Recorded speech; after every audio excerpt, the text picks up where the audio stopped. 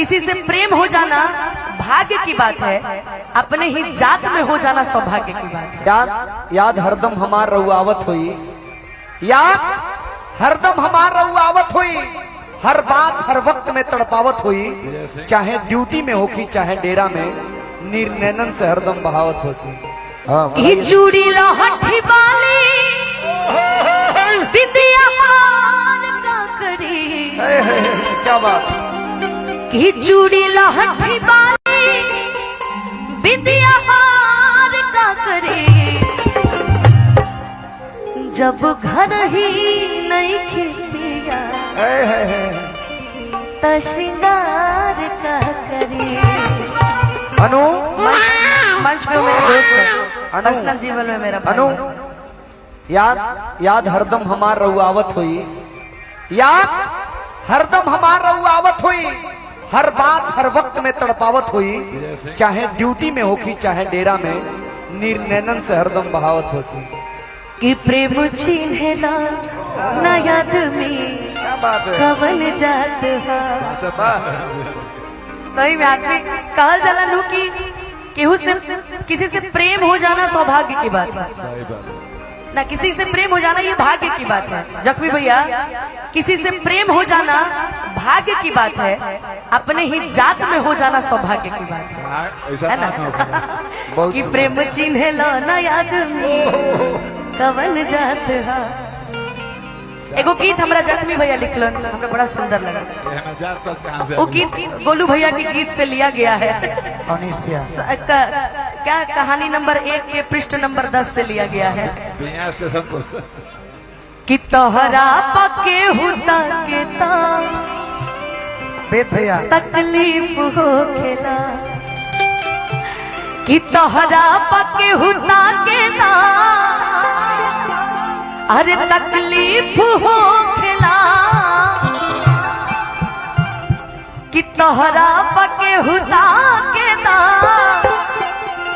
इनके दिल में लगा चोट तो कृष्णा भैया ने रेलवे वाली नौकरी से निकाला 100 रुपए का नोट। कि तोहरा पके हुता के ता अरे तकलीफ हो खेला। सही बात है, आदमी जिससे प्रेम करता है, तरह से कहलो मेरा लाज लगा था, आदमी जिससे प्रेम करता है उसको उस पे कोई आंख भी उठा के देख लेना, बात हो चाहे ना हो, मिले चाहे मत मिले, उठवाई ले सरवा के दिन में खाना बाटे हमरे चले। हाँ,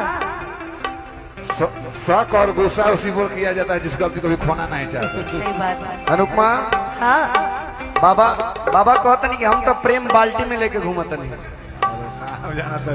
अरे उनका प्रेम अजब हो, राधा रानी वाला प्रेम हो उनका। कहते ना कि आदमी जिससे प्रेम करता है भले बात हो ना हो, मिले चाहे मत मिले, शादी हो चाहे ना हो, आदमी अगर उसके तरफ कोई आंख उठा के भी देखता है लगता है कि सुना कि झरको से केहू झांके तो, झरको से केहू झांके तो तकलीफ हो खेला, तोहरा तो केहू ताके तो तकलीफ हो खेला, तोहरा पके हुता के ता तकलीफ हो खेला, तोहरा पे के हुता के ता तकलीफ हो खेला, तोहरा पके हुता के ता तकलीफ हो खेला। झरको से केहू झांके ता,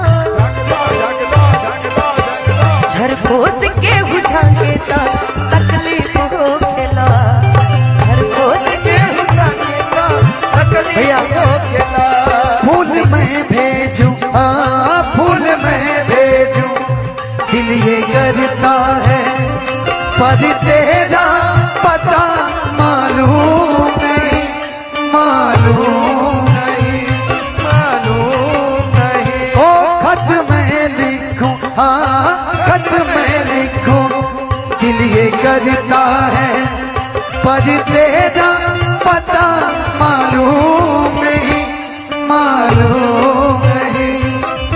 धनंजय भैया, लेकिन इस पे ये गाना सूट नहीं करता, इस पे ये गाना सूट करता है।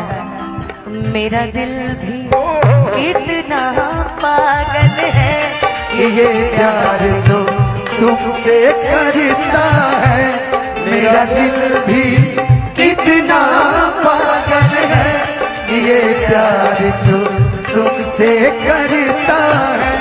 पर सामने जब तुम आते हो, पर सामने जब तुम आते हो, कुछ भी कहने